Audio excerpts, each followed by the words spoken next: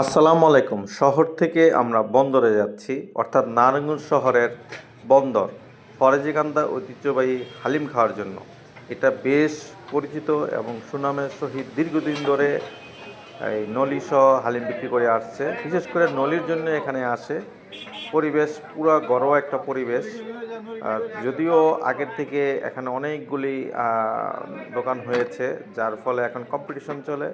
এখানে এই নলিটার দাম 250 টাকা। এখন অনেকদিন পরে আসছি, খেলে বোঝা যাবে এটার খাবারের মান কেমন। তবে পরিবেশটা ভালো ছিল, পরিষ্কার, অনেক সুন্দর। আমরা 6 জন এখানে আসছি। আজকের এই পার্টির হোস্ট হলো আমাদের বিদেশ ফেরত বন্ধু নবী। আমরা সবাই গেস্ট। আমরা ফেন্দুরা খাইতেছি হালিম। এই যে আমার সাথে নতুন জামাই, যে বিদেশি, হ্যাঁ দেশি মাল।